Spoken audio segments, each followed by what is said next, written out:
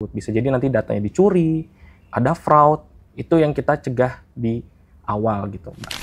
Pengamanan berlayer gitu ya, Iya. berlapis-lapis gitu ya, udah kayak kue lapis ya. Itu sangat challenging sekali pada Iya. saat kita pertama kali menyampaikan mandatory MFA. Wah, itu ramai banget, Mbak. Banyak yang bingung pasti ya. Iya, betul.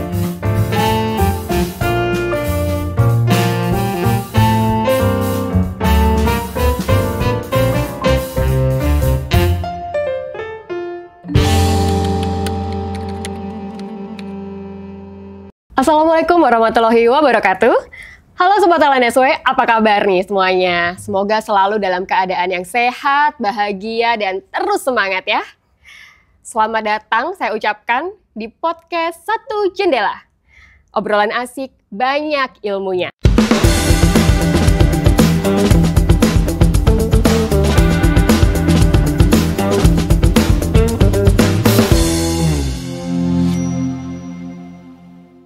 Bersama saya, Elok Pratiwi, yang akan memandu acara pada hari ini dari awal sampai selesai. Semoga Sobat LNSW semuanya selalu ada dalam podcast ini sampai selesai nanti ya.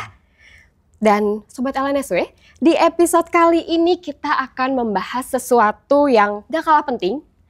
Apalagi buat Sobat LNSW semua yang sering banget berkegiatan secara online. Pernah gak sih Sobat mendengar istilah MFA? MFA, MFE, coba nanti kita lihat ya pembahasan kita apa penyebutan yang benar nih. Nah mungkin Sobat LNSW semuanya udah familiar nih sama istilah ini ya. Tapi apa sih sebenarnya multi-factor authentication itu? Dan kenapa password aja itu nggak cukup? Kita mau kupas bareng-bareng dan hari ini saya nggak sendirian. Sudah hadir bersama kita di sini ada Mas Tiko Aksa Alif Nugroho ya, Sistem Analis di Direktorat Teknologi Informasi Lembaga Nasional Single Window. Kita akan dengar langsung insight dan juga pengalaman dari Mas Tiko tentang MFA ini. Mas Tiko apa kabar? Baik, halo Mbak Elok. Halo Mas Tiko, senang sekali nih hari ini Mas Tiko sudah meluangkan waktu di podcast Satu Jendela dan senang banget hari ini kita bisa ngobrol-ngobrol langsung sama Mas Tiko. Kita mau dengar insight-nya Mas Tiko ini tentang MFA. Yang benar tuh MFA atau MFE nih Mas? Kalau pakai bahasa Inggris ya MFA ya biasanya. Okay. Kalau bahasa Indonesia MFA. Kalau bahasa Inggrisnya kita sebutnya multi-factor authentication. Kalau bahasa Indonesia multi-faktor autentikasi. Multi-factor authentication ya, Yeah. bukan authentication teman-teman ya. Yeah. Aduh kayaknya aku ada salah sebut ya tadi. Multi-factor authentication ya. Yes. Oke. Betul. Nah Mas Tiko sebelum kita masuk lebih jauh nih, mungkin banyak temen Satu Jendela atau Sobat LNSW nih kita sebutnya ya, dari Lembaga Nasional Single Window kita sebut Sobat LNSW yang pada penasaran nih Mas Tiko, apa sih multi-factor authentication atau MFA ini dan gimana cara kerjanya? Oke, jadi multi-factor authentication itu adalah suatu mekanisme di mana pada saat pengguna atau Sobat LNSW yang mencoba untuk login ke sistem INSW itu akan diminta suatu verifikasi tambahan. Verifikasi tambahan itu biasanya yang berupa data atau informasi yang melekat pada diri kita nih sebagai pengguna. Jadi bisa jadi nanti ada dikirim ke email atau mungkin analoginya mungkin mudahnya seperti ini. Kalau misalkan Sobat LNSW yang lagi staycation nih, terus liburan mau check-in di hotel, ya kan? Check-in di hotel, kemudian pada saat check-in kita diminta KTP atau paspor. Benar. Nah, pemberian informasi berupa KTP atau nomor paspor tersebut itu salah satu mekanisme pengamanan ekstra yang disediakan oleh hotel. Yang itu adalah suatu mekanisme yang kita sebut, yang kita kenal namanya adalah multi-factor authentication tuh. Oh, oke. Analoginya oke banget tuh Mas. Gampang dimengerti sama Sobat LNSW semua pastinya ya. Nah, terus tadi kita udah tahu nih definisinya MFA itu apa. Nah, sekarang kita coba narik ke konteks yang lebih spesifik nih Mas ya. Di SINSW atau Sistem Indonesia Nasional Single Window ya. Kenapa MFA itu penting banget nih buat diterapkan di dalam penggunaan SINSW ini? Ya, jadi MFA ini selain menjaga akses ya, jadi tujuan utamanya adalah menjaga hak akses. Hak akses itu isinya bukan hanya sekedar berhasil masuk, tapi di dalamnya itu ada data kita yang terproses di sistem. Nah, dengan adanya penjagaan extra layer akan meminimalisir segala potensi di mana akan terjadinya penyalahgunaan hak akses data tersebut. Bisa jadi nanti datanya dicuri, ada fraud, itu yang kita cegah di awal gitu, Mbak. Oke, jadi pengamanan berlayer gitu ya, Iya. berlapis-lapis gitu ya, udah kayak kue lapis ya Sobat LNSW ya. Ternyata yang berlapis-lapis bukan cuman kue aja nih atau wafer aja nih ya, ternyata pengamanan juga berlapis-lapis. Nah, kalau MFA di SINSW sendiri ini pemberlakuannya tidak langsung mandatori gitu ya Iya, Mas, bertahap kah? betul. Jadi Oke. mungkin saya jelaskan dulu dari sejarah ini pertama ya. Boleh. Pertama kita itu fokus pada saat pembuatan MFA itu fokus ke internal dulu, Mbak. Kita mau dengar feedback dari internal itu seperti apa sebelum diterapkan ke seluruh pengguna nih. Itu sekitar di bulan Oktober tahun 2024. Yang sempat rame-ramainya itu yang ada hacker tahun 2024 itu yang ramai menyerang terus viral di mana-mana.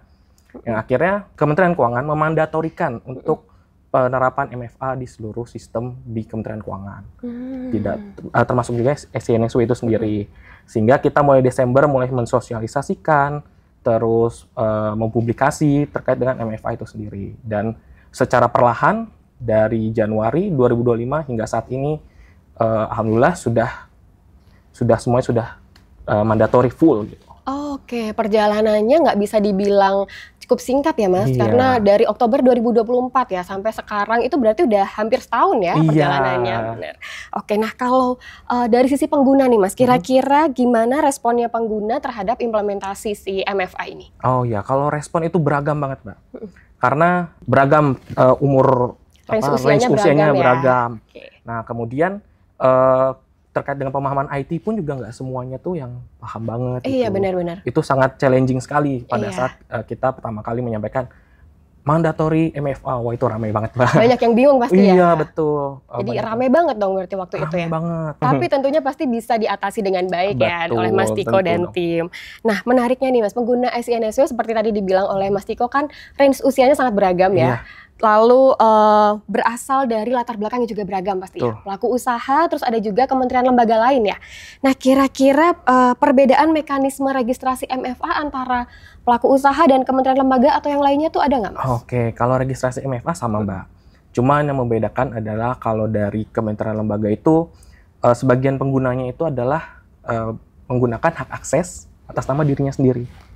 Oh gitu. Jadi login menggunakan NIK, nomor identitas kependudukan, atau nomor induk pegawai. Jadi langsung melekat ke orangnya. Dan ketika dimandatorikan, user dari kementerian lembaga itu yang paling bersedia gitu. Oh. Paling bersedia karena mereka sadar juga ya terkait Iya. dengan keamanan data ini sendiri. Kemudian bedanya dengan user pelaku usaha, pengguna jasa yang lainnya selain KL, itu adalah sebagian besar user yang ada di pengguna jasa itu adalah user perusahaan, Mbak. User perusahaan itu ternyata yang menjadi challenge di kita adalah user perusahaan itu tidak hanya satu orang yang akses di situ. Oh, banyak gitu yang akses. Banyak, ada dimungkinkan banyak gitu. Jadi kita nggak bisa menutup kemungkinan hal tersebut gitu kan. Karena itu user atas nama suatu perusahaan yang dipakai bersama-sama gitu. Nah, jadi di situ akhirnya kita menyediakan beberapa solusi gitu. Oh, solusinya juga sudah disediakan ya. Sudah. Dan disosialisasikan juga tentunya ke Betul. berbagai pengguna usaha itu Betul. ya. Oke. Terus kalau tadi pengembangan sistemnya nih cukup berjalan dengan lancar ya dari akhir tahun kemarin bulan Oktober sampai sekarang sudah hampir setahun. Perjalanannya tentu tidak mudah dan pasti ada banyak kendala nih Mas Iya. Tiko. Kendalanya apa aja sih Mas Tiko biasanya? Oh, kendalanya ya biasanya kalau dari laporan yang paling sering kita dengar itu adalah sebagian besar itu email tidak masuk. Email tidak masuk. Email tidak masuk. Sebenarnya kita menyediakan beberapa opsi ini, opsi MFA. Kalau email itu kita sediakan itu untuk opsi yang paling terakhir, Mbak Elo. Jadi Kalau opsi yang pertamanya apa tuh? opsi pertamanya ada pakai biometrik. Nanti ada jelasnya. Oh, oke. Kita harus sabar dulu ya Iya. Sobat LNSW. Akan dijelaskan satu-satu. Oke, boleh lanjut Mas. Ya, Gimana? jadi challenge-nya adalah, kendalanya adalah itu. Jadi kebanyakan dari kalau secara sistem itu kemudian dari penggunanya juga yang beragam tadi, yang akhirnya kita perlu ekstra lagi untuk menyampaikan informasi, mungkin dibantu juga dari teman-teman KL yang mensosialisasikan juga ke pengguna-pengguna. Jadi lumayan masif dan terkoordinir untuk masalah itu jadi aman, Mbak. Oke, berarti kerjasama di balik layar itu juga sangat baik ya, Betul. sampai semua kendala yang ada tuh bisa diselesaikan ya. Oke, kita masuk nih ke pertanyaan selanjutnya, Mas. Kalau dari sisi pengguna sendiri, biasanya ada sesuatu yang mengguncang banget nggak di sisi pengguna sampai mereka tuh mungkin protes atau mengalami keluhan terus-menerus nih? Betul, Gimana tuh, Mas? itu banyak sekali awal-awal, ramai sekali. Inti masalahnya adalah dari sekian banyak laporan, pengguna kita itu adalah pengguna perusahaan, di mana orang mendapatkan akun akses Yes YNSW menggunakan akun milik biasanya itu petinggi-petinggi perusahaan. Oh, Bisa direktur, komisaris. Nah, sedangkan pendaftaran MFA itu hanya bisa dilakukan oleh mereka dan melekat ke mereka. Email punyanya pimpinan, terus abis itu ada mekanisme autentikasi yang lain menggunakan punya pimpinan, dan itu yang menjadi kendala tuh. Terus apalagi kalau misalkan satu akun, satu akses dipakai rame-rame. iya. Nah, itu menjadi challenge di kita, bagaimana kita menjelaskannya gitu. Nah, paling itu sih Mbak yang paling bikin gimana nih caranya rame nih, banget rame. ya gitu. Terus gimana Mas kemarin kita mensiasati itu semua? Nah. Sosialisasi atau seperti apa? Jadi selain sosialisasi, kita juga ada menyediakan mekanisme lain nih. Jadi Apa tuh? MFA kan yang paling sering kita dengar kan lewat email, lewat mungkin SMS atau kode yang 6 digit itu yang kemudian kita masukin. Nah, ada mekanisme satu nih yang menurut kita itu adalah solusi dari segala kendala gitu ya, yaitu menggunakan yang namanya PASKI. Paski. PASKI bahasa Oke. Indonesianya itu adalah kunci sandi. Kunci sandi. Oke. Kunci sandi. Kalau yang kita kenalkan password ya. Password itu ada kata sandi, kalau ini kunci sandi. Jadi paski ya, bukan Iya. password gitu. Iya. Key, kunci gitu Kunci. ya. Ya. Oke. Jadi Jadi gimana tuh? PASKI itu dia berfungsi seperti kita buka aplikasi M-Banking di HP. Kalau kita buka M-Banking di HP, cukup scan biometrik. Buka fingerprint atau screen lock atau passcode yang ada di HP, langsung kebuka. Nah, kita membawa experience itu sama pada saat login ke aplikasi dengan teknologi PASKI. Nah, PASKI ini juga sudah implementatif lah di banyak platform seperti Google, Microsoft, dan lain-lain gitu. Iya. Jadi mungkin masyarakat jadi lebih mudah memahami ya, Mas, Iya, karena mereka betul. sudah terbiasa dengan paski itu ya. Oke. Kemudian mungkin ini adalah hal yang paling ditunggu-tunggu nih ya sama Sobat LNSW semua. Gimana cara aktivasi atau registrasi MFA ini? Apa aja nih yang perlu disiapkan ya oleh pengguna itu? Boleh Mas Tiko informasikan nih buat Sobat LNSW semua ya. Oke, baik. Jadi untuk MFA, kita menyediakan 3 mekanisme. Pertama, ada menggunakan email. Email yang perlu disiapkan adalah email terdaftar dan pastikan emailnya aktif ya. Email Pastikan aktif. emailnya aktif. Betul, aktif dan bisa diakses, pastikan itu ya. Nah, daftarnya itu ada di SSO YNSW. Jadi di situ nanti ada menunya untuk pengaturan MFA. Kemudian ada MFA menggunakan autentikator. Autentikator itu cukup mempersiapkan atau mendownload aplikasi autentikator. Biasanya ada Google, Microsoft, atau autentikator yang lainnya. Itu diunduh, kemudian didaftarkan autentikatornya ke sistem YNSW melalui SSO. Dan terakhir ada PASKI. PASKI itu ya tadi ya dengan biometrik. Itu silakan daftarkan perangkat yang digunakan untuk mendaftarkan untuk verifikasi biometrik di SSO YNSW. Jadi nanti cukup masukkan nama perangkatnya, ikuti instruksi yang ada di situ. Misalkan pakai HP, scan yang ada di situ, pakai HP, daftarkan biometrik dari HP. Nah, nanti login berikutnya cukup pakai HP. Wah, gampang banget ya Gitu. berarti ya. Gampang banget nih Sobat LNSW semua. Semuanya pasti punya smartphone ya. Jadi gampang banget, kita tinggal sediakan handphone kita di sebelah kita. Iya. Semuanya bisa kita jalankan. Betul. Benar-benar difasilitasi dengan sesuatu yang sangat mudah nih. Wah, keren banget. Menarik banget nih penjelasan tentang cara aktivasi dan juga registrasi MFA tadi dari Mas Tiko. Kalau bicara penggunaan sehari-hari, biasanya kan ada aja pasti ya Mas kesalahan-kesalahan kecil, mau disengaja ataupun tidak disengaja nih. Nah, biasanya nih pengguna itu kesalahan yang paling umum tuh apa sih yang mereka lakukan, yang kita temui gitu biasanya ya, kesalahan-kesalahan kecil mau sengaja atau tidak sengaja gitu. Kalau terkait dengan konteks MFA ya, paling sering itu adalah berbagi kode, berbagi akses. Kode. Nah, Oke, jadi ya MFA itu dimungkinkan untuk pakai bersama-sama, tapi secara keamanan itu tidak direkomendasikan. Kenapa? Karena sangat beresiko Mbak Elok.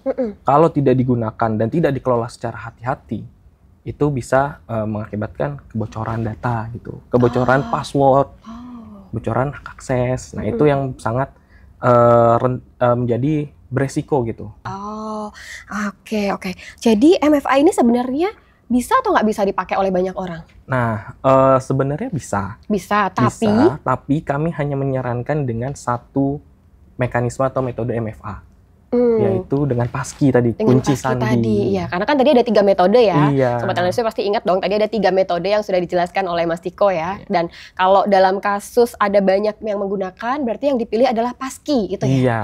Oke. Nah, mungkin Mas Tiko ada beberapa orang yang masih menunda-nunda nih buat aktivasi MFA. Mungkin menurut mereka kayak, aduh kayaknya susah ya atau ribet ya gitu. Ada nggak sih konsekuensi atau dampaknya kalau kita tidak mengaktifkan MFA? Oke, jadi konsekuensi dari tidak mengaktifkan MFA sebenarnya nggak ada Mbak Elo.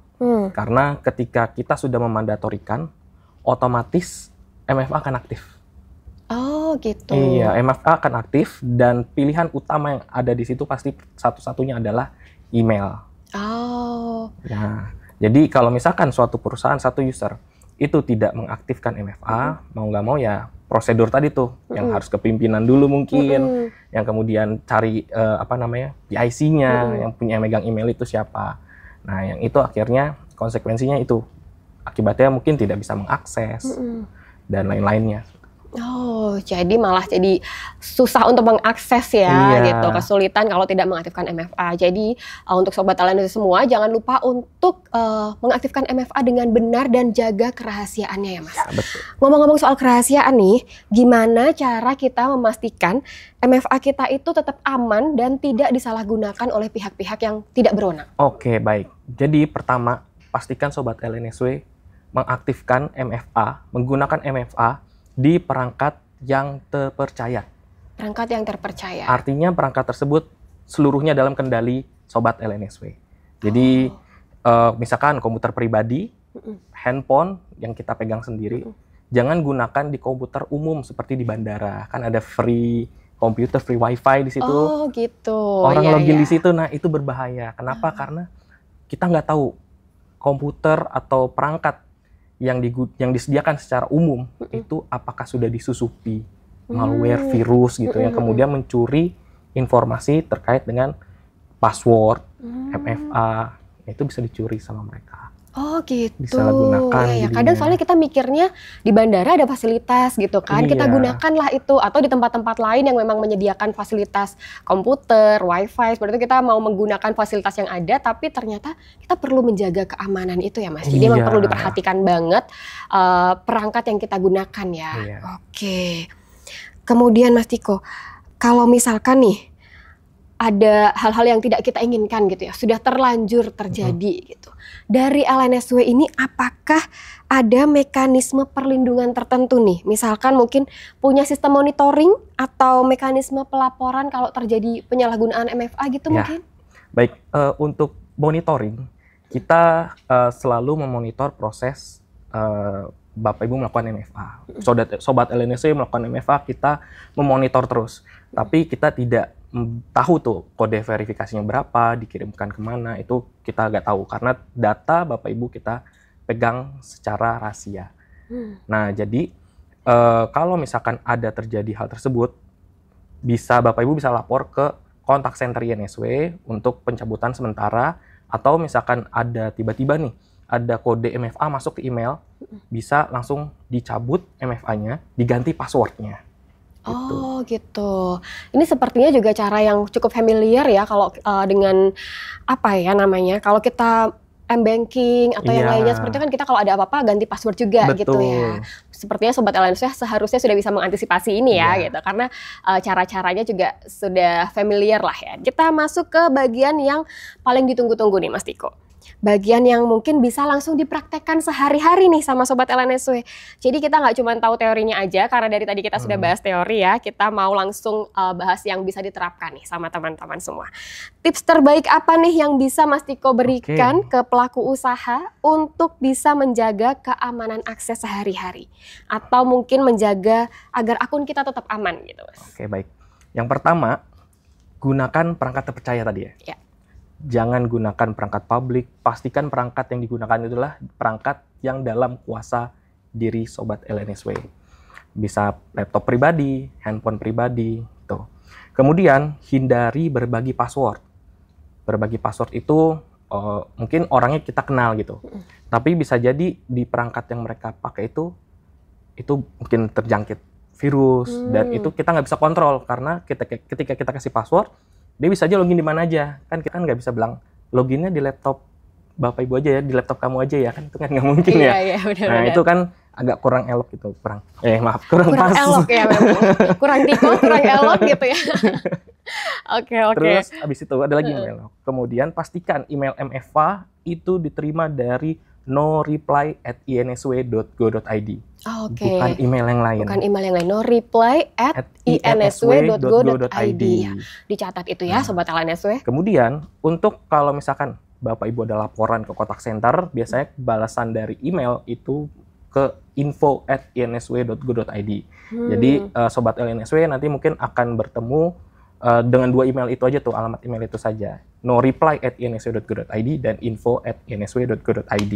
Oke. Kemudian kalau misalkan terima email sembarangan, email aneh, email yang mencurigakan dan di situ ada isi link, hati-hati untuk jangan mengklik. Pastikan dulu tuh, dicek yang ngirim siapa, alamatnya dari mana. Dipastikan kebenaran dari email tersebut terlebih dahulu.